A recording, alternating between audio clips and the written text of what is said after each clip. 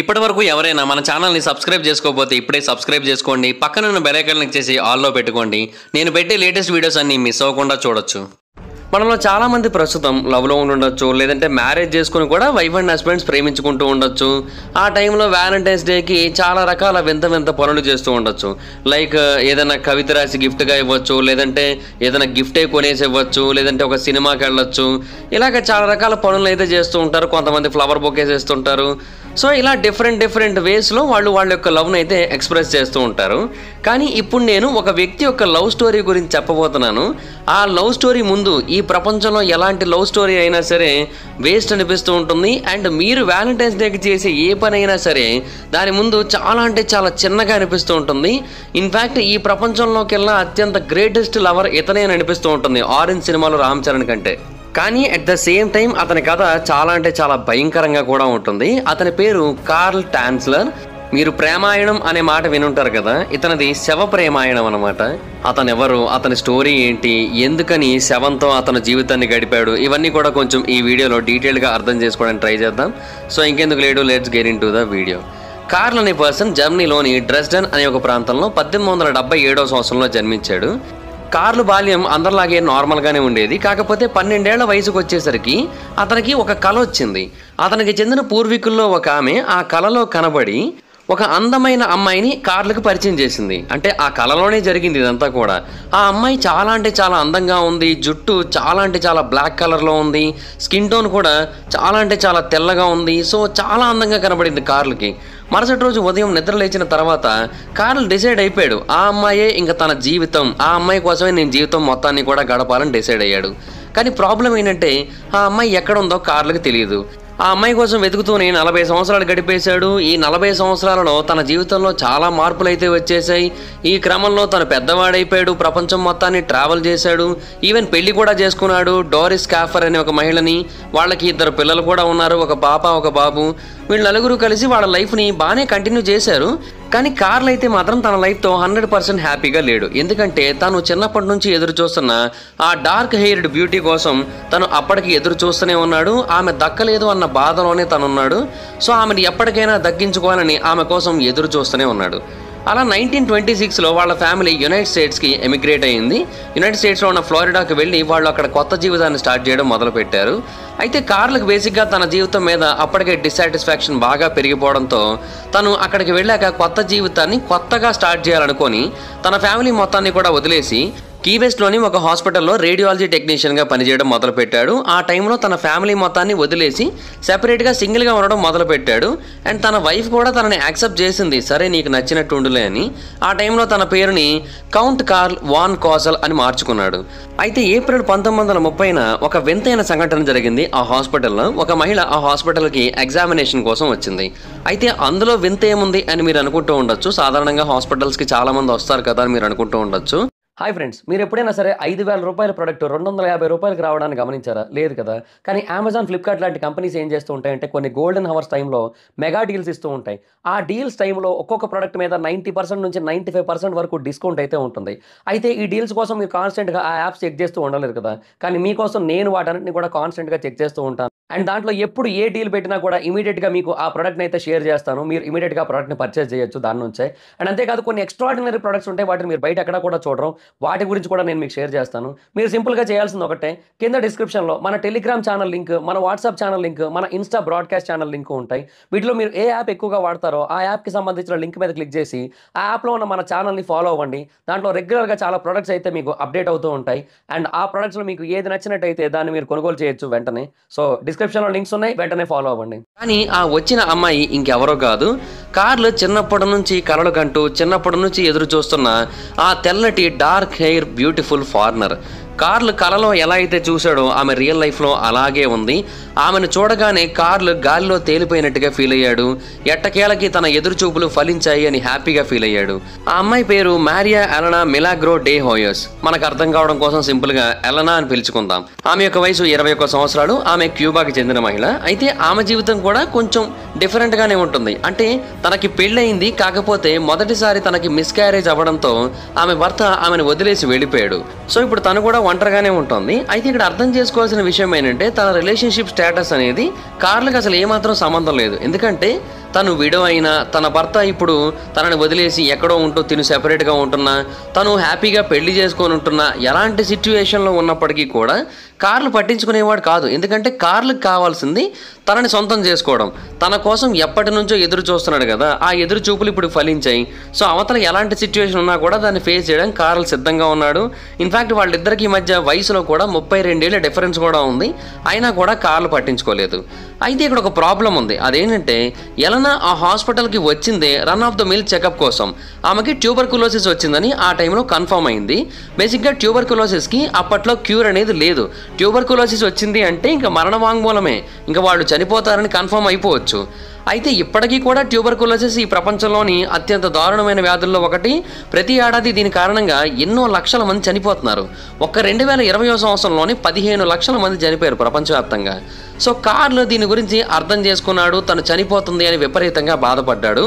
But ఎలాగైనా సరే ఆమెను టీబీ నుంచి కాపాడాలి అని నిర్ణయించుకున్నాడు. సో బేసిక్గా తను డాక్టర్ కాకపోయినప్పటికీ కూడా తనని ఆ ట్యూబర్కులోసిస్ నుంచి కాపాడడం, టీబీకి మెడిసిన్ కనిపెట్టడం తన లైఫ్ మిషన్గా మార్చుకున్నాడు. సో ఎలెనాని కాపాడడం కోసం ఇమీడియట్గా వేరు రకాల టానిక్స్ మీద, వేరు రకాల మెడిసిన్స్ మీద ఎక్స్పెరిమెంట్లు చేయడం మొదలుపెట్టాడు. ఆమె వ్యాధికి ఒక క్యూర్ దొరకచ్చన్న ఉద్దేశంతో ఈవెన్ ఎలనార్ ఫ్యామిలీ దగ్గర పర్మిషన్ కూడా తీసుకొని కార్ల్ ఆమెకి చాలా రకాల ట్రీట్మెంట్స్ అయితే ఇవ్వడం మొదలుపెట్టాడు. దానికోసం హాస్పిటల్ నుంచి చాలా గ్యాడ్జెట్స్ని దొంగతనం చేసి మరీ తన ఇంట్లో పెట్టి ఎలనా కోసం పరిశోధనలు చేయడం మొదలుపెట్టాడు. అయితే ఇక్కడ వరకు విన్న తర్వాత కార్ల్ మనకి అంత చెడ్డవాడిలా అనిపించడు. తను చాలా మంచివాడిలాగే అనిపిస్తూ ఉంటాడు. తనకున్న పవర్ను ఉపయోగించి ఎలనాని సేవ్ చేయడానికి ట్రై చేస్తున్నాడు అని మాత్రమే మనకు అనిపిస్తూ ఉంటుంది. కానీ ఇక్కడతో ఆగలేదు అతను. ఇంతకంటే ముందుకెళ్ళిపోయాడు. చాలా అంటే చాలా ముందుకెళ్ళిపోయాడు. అందువలనే ప్రపంచం అతన్ని సైకోపాత్గా గుర్తు చేసుకుంది. లేదు అంటే అతన్ని జస్ట్ ఒక నార్మల్ మిస్గైడెడ్ లేదంటే మెడికల్లీ ఇర్రెస్పాన్సిబుల్ డ్రీమర్గానే గుర్తు చేసుకునేది. కానీ సైకోపాత్లా గుర్తు చేసుకునేంతలాగా అతను ఏం చేశాడో తెలుసా? ఎంత కష్టపడినప్పటికీ కూడా ఎలనా చనిపోయింది. 1931 అక్టోబర్లో ఎలనా చనిపోయింది. చనిపోయిన తర్వాత కార్ల్ చాలా బాధపడ్డాడు. తనకి సంబంధించిన ఫ్యూనరల్ ఎక్స్పెన్సెస్ అన్నింటినీ కూడా తనే భరించాడు. ఒక పెద్ద ఎక్స్పెన్సివ్ మాజోలియంని కూడా కీ వెస్ట్ సెమెటరీలో తన కోసం నిర్మించాడు. ఈ ఎలనా ఫ్యామిలీ మెంబర్స్ అందరూ కూడా ఇది చూసి చాలా ఆనందించారు. సో తన నుంచి ఒక కైండ్ గెస్టర్ వచ్చిందని హ్యాపీగా ఫీల్ అయ్యారు. బట్ అక్కడ ఒక పెద్ద రెడ్ ఫ్లాగ్ ఉంది. అదేంటి అంటే ఆ మాజోలియంకి సంబంధించిన ఏకైక కీ కార్ల్ తన దగ్గరే ఉంచుకున్నాడు. సర్లే దానిదేముందిలే, తన కోసం అంత చేశాడు, ఆ కీని తన దగ్గర ఉంచుకుంటే ఏం పోయిందిలే అని ఫ్యామిలీ మెంబర్స్ కూడా పెద్దగా పట్టించుకోలేదు దీనికోసం. కానీ ఇక్కడే అసలు విషయం స్టార్ట్ అయింది. ఆ తర్వాత ఒక సంవత్సరం పాటు, ఇంకా చెప్పాలంటే సంవత్సరం కంటే ఎక్కువే, కార్ల్ రెగ్యులర్గా ఎలనా యొక్క సమాధిని రాత్రిపూట విజిట్ చేసేవాడు. ఆ సమాధి కీ ఓపెన్ చేసి లోపల కూర్చొని తన సమాధితో మాట్లాడుతూ ఉండేవాడు. అంటే తను బ్రతికున్నట్టుగానే, తనతో నేరుగా మాట్లాడుతున్నట్టుగానే అక్కడ కూర్చొని మాట్లాడుతూ ఉండేవాడు. అయితే ఒక సంవత్సరంన్నర పాటు అలా విజిట్ చేసిన తర్వాత సడన్గా ఆ ప్రాంతానికి అతను విజిట్ చేయడం ఆపేశాడు. ఇక్కడ ఇంకొక రెడ్ ఫ్లాగ్ వచ్చింది. బేసిక్గా ఎలనా ఫ్యామిలీ ఏమనుకున్నారంటే కార్ల్ డాన్సర్ మేబీ ఆ టైంలో మూవ్ ఆన్ అయిపోయాడేమో అనుకున్నారు. అందువలన వాడు కూడా ఇంకా పట్టించుకోలేదు. కానీ అక్కడ ఒకే ఒక్క రీజన్ ఉంది వాళ్ళకి అర్థం కానిది. అతను ఆ ఎలనా సమాధిని విజిట్ చేయడం ఎందుకు ఆపేశాడంటే ఆమె ఆ సమాధిలో లేదు కాబట్టి.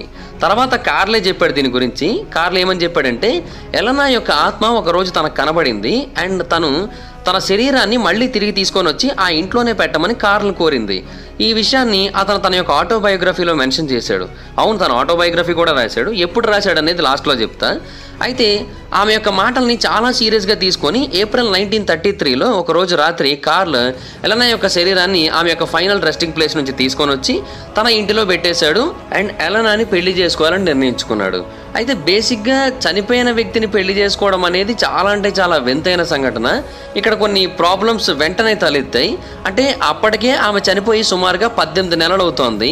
దాని కారణంగా ఆమె యొక్క వయసు చాలా అంటే చాలా ఫాస్ట్గా పెరిగిపోతుంది. మరణించిన వాళ్ళ యొక్క శరీరాల వయసు చాలా ఫాస్ట్గా పెరిగిపోతుందనే విషయం మనకు తెలిసిందే కదా. అందువలన ఆమె శరీరం కూడా చాలా త్వరగా పాడైపోతుంది. అప్పటికే చాలా వరకు పాడైపోయింది, ఇంకా పాడైపోతుంది అతను తెచ్చిన వెంటనే.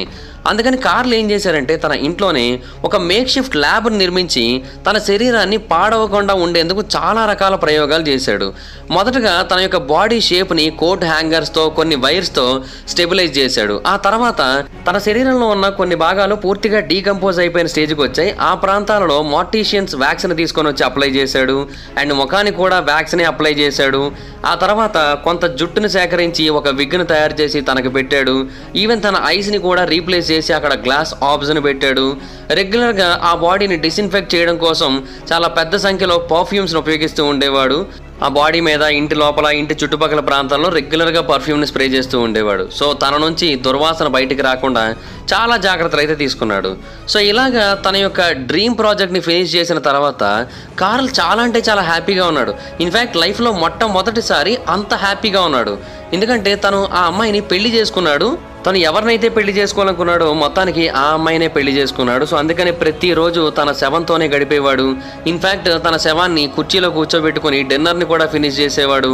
తనతో కలిసి లివింగ్ రూమ్లో డ్యాన్స్ చేసేవాడు. మంచం మీద తన పక్కనే పడుకోబెట్టుకునేవాడు. ఇలాగా చాలా రకాల పనులైతే చేశాడు. అయితే ఆ శవం అన్నిసార్లు కూడా తను అనుకున్నట్టే ఉండేది కాదు.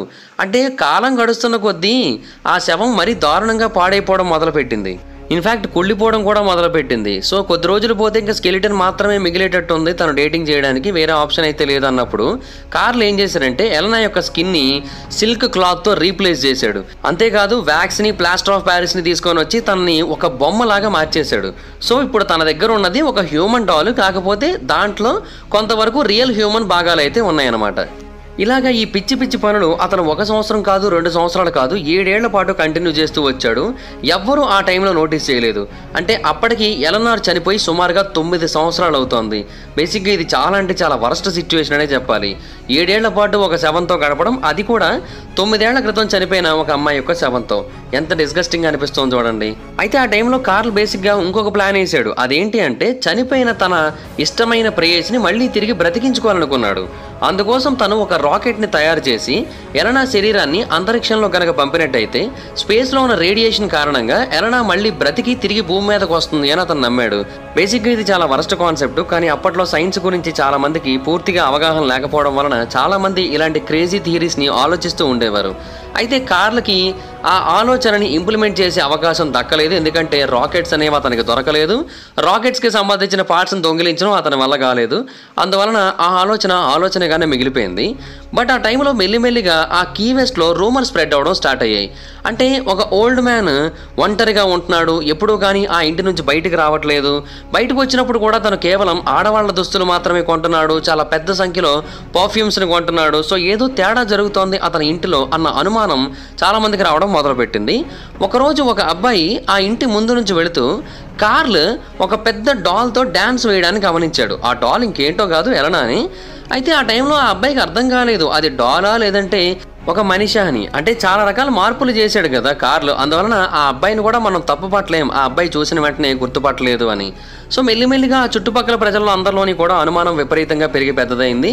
ఈ వార్త ఎలినా యొక్క సిస్టర్ అయిన ఫ్లోరిండా వరకు చేరింది. ఆమెకి మొదటి నుంచి కార్ల్ అంటే నచ్చేది కాదు. అయితే కార్ల్ ఏం చేస్తున్నాడో చూద్దాం, అతని గురించి కొన్ని రూమర్స్ వినిపిస్తున్నాయి కదా, అందులో ఎంతవరకు వాస్తవం ఉందో తెలుసుకుందామన్న ఉద్దేశంతో ఒకరోజు అతని ఇంటికి వెళ్ళింది. 1940లో వెళ్ళింది ఆమె. అండ్ ఇంట్లో సోఫా మీద కార్ల్ కూర్చొని ఉన్నాడు. తనకి పక్కన 9 ఏళ్ల క్రితం చనిపోయిన తన సిస్టర్ బాడీ ఉంది. కార్ల్ ఆ బాడీతో మాట్లాడుతున్నాడు. దీన్ని చూసి ఆ అమ్మాయి పిచ్చిగా అరిచి ఇమీడియట్గా బయటకు వచ్చి అథారిటీస్కి దీని గురించి తెలియజేసింది. ఇమీడియట్గా కార్ల్ అరెస్ట్ చేయబడ్డాడు. తర్వాత ఎలనాకి శవ పరీక్షలు చేసినప్పుడు కొన్ని దారుణమైన విషయాలు బయటపడ్డాయి. అంటే ఎలనాని పెళ్లి చేసుకోవడం మాత్రమే కాదు, తనతో కాపురం కూడా చేశాడనమాట కార్ల్. ఈ విషయాన్ని శవ పరీక్షలు చేసినప్పుడు డాక్టర్స్ కన్ఫర్మ్ చేయడం జరిగింది. ఇన్ఫ్యాక్ట్ తను చనిపోయింది కదా, చనిపోయిన తన యొక్క శరీరం తనకి సహకరించే విధంగా కొన్ని మార్పులు కూడా చేశాడనమాట తన యొక్క బాడీలో. ఇవన్నీ చూసి ఆ డాక్టర్లు కూడా చాలా షాక్ అయిపోయారు. అయితే ఒక శవాన్ని సమాధి నుంచి తీసి తన ఇంటి లోపల పెట్టుకోవడం, అది కూడా 7 ఏళ్ల పాటు ప్రేమించడం, తనతో కలిసి జీవించడం, తనను అంతరిక్షంలోకి పంపాలనుకోవడం, ఇలాంటి ఎన్నో దారుణమైన సైకియాట్రిక్ పనులు చేసినప్పటికీ అతను మెంటల్గా కొంచెం కాంపిటెంట్ స్టేజ్లోనే ఉన్నాడు. అంటే అతనేమీ మెంటల్గా బాగా డిగ్రేడ్ అయిపోలేదు, మంచి కండిషన్లోనే ఉన్నాడు. అందుకని అతను నేరుగా కోర్టులో అయితే హాజరయ్యాడు. ఆ టైంలో అతని మీద సమాధి నుంచి ఒక శరీరాన్ని బయటకు తీసి, అది కూడా ఎలాంటి ఆథరైజేషన్ లేకుండా ఆ శరీరాన్ని తన దగ్గర ఉంచుకున్నందుకు గాను తన మీద కేసు అయితే ఫైల్ అయింది. బట్ ఎంత పెద్ద కేసు ఫైల్ అయినప్పటికీ, ఈ స్టోరీ ఎంతమందికి షాక్ని గురి చేసినప్పటికీ కూడా అతనికి ఒక్కరోజు శిక్ష కూడా పడలేదు. తన మీద ఉన్న కేసు అంతా కూడా విత్డ్రా అయిపోయింది. అంటే కోర్టు కొట్టేసింది ఆ కేసుని. ఎందుకంటే తను తప్పు చేశాడు, కానీ తన మీద కేసు వేయాల్సిన టైం దాటిపోయింది. ఇప్పుడు తను ఆ సమాధి నుంచి శరీరాన్ని బయటకు తీసింది 7.5 సంవత్సరాల క్రితం. అప్పుడే కేసు వేయాల్సి ఉంటుంది, లేదంటే ఒక 6 నెలలు టైం ఉంటుంది. అలా కాకుండా 7.5 సంవత్సరాల తర్వాత కేసు వేయడం వలన ఆ కేసు నిలబడలేదు. అంటే అప్పట్లో రూల్స్ అలా ఉండేవి. అందువలన కార్ల్ చాలా ఈజీగా బయటకు వచ్చేసాడు. అండ్ ఆ టైంలో తనకి చాలా పాజిటివ్ ప్రెస్ కవరేజ్ వచ్చింది. పబ్లిక్ కూడా అతనికి చాలా బాగా సపోర్ట్ చేశారు. అంటే అతనిలో ఉన్న ప్రేమ వాళ్ళందరినీ కూడా బాగా ఆకర్షించింది. ప్రేమ అంటే ఇదేరా అన్నారు, ఎవర్రా లైలా మజ్ను అన్నారు ఆ టైంలో. సో అంతటి ఇంపాక్ట్ని క్రియేట్ చేశాడు అతను. అయితే ఇంతటి దారుణమైన సంఘటన జరిగిన తర్వాత కూడా పోనీ ఎలనా యొక్క శరీరం మళ్ళీ సమాధిలోకి ఇమీడియట్గా చేర్చబడిందా అంటే అది కూడా లేదు. తనను తీసుకుని వెళ్ళి ఒక మ్యూజియం లాంటి చోట పెట్టారు. అంటే కార్ల్ యొక్క సంఘటన బాగా పాపులర్ అయిపోయింది. ప్రపంచం అంతా కూడా దీని గురించి ఆ టైంలో మాట్లాడుకుంది. మెయిన్గా ఎవరికైతే న్యూస్ షేర్ అవుతూ ఉంటాయో వాళ్ళైతే దీని గురించి డిస్కస్ చేసుకున్నారు. సో ఆ చుట్టుపక్కల ప్రాంతాలలో చాలామంది ఈమె శరీరాన్ని చూడడానికి వచ్చారు. సో అందుకని ఈమె సమాధిని ఓపెన్గా పబ్లిక్కి యాక్సెసిబుల్గా ఉంచారు. కొన్ని వేల మంది ఆ టైంలో ఆమెను చూడడానికి వచ్చారు. ఇన్ఫ్యాక్ట్ అందులో కార్ల్ కూడా ఉన్నాడు. అండ్ తర్వాత కార్ల్ అథారిటీస్ని అడిగాడు కూడా, నాకు ఆ బాడీని రిటర్న్ చేయండి అని. కాకపోతే అథారిటీస్ దానికి అంగీకరించలేదు. అతని రిక్వెస్ట్ని డినై చేశారు. తర్వాత కొన్ని రోజులకి ఈ కేసు గురించి ఎవరు పట్టించుకోవడం మానేశారు. ఆ తర్వాత ఎలనాని సేఫ్గా ఇంకొక చోట సమాధి చేశారు. ఎక్కడ సమాధి చేశారో ఎవరికీ తెలియకుండా ఒక సీక్రెట్ లొకేషన్లో సమాధి చేశారు. దానికి ఎలనా ఫ్యామిలీ మెంబర్స్ కూడా అంగీకరించారు. కార్ల్కి తెలియకుండా ఉండేందుకు ఇలా ప్లాన్ చేశారు. ఆ తర్వాత కార్ల్కి యుఎస్ సిటిజన్షిప్ వచ్చింది. తర్వాత తను ఒక ఆటోబయోగ్రఫీని కూడా రాశాడు. అందులోనే ఈ డీటెయిల్స్ అన్నీ కూడా మెన్షన్ చేశాడు. స్టార్టింగ్లో నేను చెప్పాను కదా తనకి డోరిస్ అనే ఒక వైఫ్ ఉందని. అయితే తన జీవితంలో ఇన్ని వింతైన సంఘటనలు జరిగి డోరిస్ని తను వదిలేసినప్పటికీ కూడా డోరిస్ తనతో ఫ్రెండ్లీగానే ఉంది ఇప్పటికీ కూడా. అంటే చాలా హ్యాపీగా వాళ్ళిద్దరూ తర్వాత కొంత టైంని గడిపేవారు అప్పుడప్పుడు. అండ్ లాస్ట్ స్టేజెస్లో కార్ల్కి ఫైనాన్షియల్గా ఆమె హెల్ప్ కూడా చేసింది.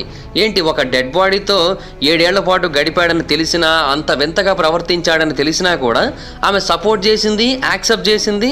అండ్ వాళ్ళిద్దరూ చాలా హ్యాపీగా గడిపారు కూడా తర్వాత ఎన్నో ఏళ్ల పాటు. ఆమె చెప్పేది ఏంటంటే కార్ల్ ఏ రోజు కూడా తనని తక్కువగా చూడలేదు, తనని ఏ రోజు కూడా బాధ పెట్టేటట్టుగా చేయలేదు. కాకపోతే ఏంటంటే తనకి చిన్నప్పటి నుంచి ఒక ప్రేమ ఉండేది. ఆ ప్రేమ కోసం వెతుకుతూ ఉన్నాడు. అందులో భాగంగానే మమ్మల్ని మధ్యలో వదిలేశాడు. బట్ దాన్ని నేను యాక్సెప్ట్ చేస్తున్నాను తెలియజేసింది. అయితే 1952లో కార్ల్ చనిపోయాడు. చనిపోయే టైంకి అతని పక్కన ఒక లైఫ్ సైజ్ బొమ్మ అయితే ఉంది. ఆ బొమ్మ కూడా సేమ్ యాజ్ ఇట్ ఈస్గా ఎలనా యొక్క బొమ్మ ఎలాగైతే తన దగ్గర ఉండేదో సేమ్ అలాగే ఉంది. ఇన్ఫ్యాక్ట్ కొంతమంది ఏమంటారంటే కార్ల్ ఎలాగోలాగా ఎలనా యొక్క రెండోసారి సమాధి చేసిన ప్రాంతాన్ని కూడా కనుగొని తన యొక్క ఒరిజినల్ బాడీని తీసి ఫేక్ బాడీతో ఆ ప్రాంతాన్ని నింపాడు. అండ్ ఆ బాడీని ఎవరికి తెలియకుండా దాచి ఆ బాడీ ఆధారంగానే ఈ బొమ్మని తయారు చేశాడని చెబుతూ ఉంటారు. బట్ అది ఎంతవరకు వాస్తవం అనేది ఎవరికి కూడా పూర్తిగా తెలియకపోయినప్పటికీ కూడా ఇతని జీవితం అయితే మాత్రం చాలా అంటే చాలా మిస్టీరియస్గా సాగింది. ఇతని ప్రేమ కథ చరిత్ర మనకి చెప్పని అత్యంత దారుణమైన, అత్యంత వింతైన ప్రేమ కథల్లో ఒకటి. ఒక అమ్మాయి కోసం ఎంతవరకైనా తెగిస్తారు బాగా ప్రేమించేవాళ్ళు అనడానికి ఇది ఒక బెస్ట్ ఎగ్జాంపుల్ అనమాట. So that's it guys, this is the video కనుక మీకు నచ్చినట్టయితే లైక్ చేయండి, వీడియోని షేర్ చేయండి.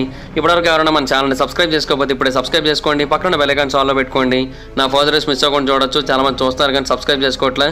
So please try to subscribe and click the bell icon also. నా ఇన్స్టాగ్రామ్ ఐడి జబర్దస్త్ మహేందర్, అక్కడ కూడా వచ్చినట్టు ఫాలో అవ్వచ్చు.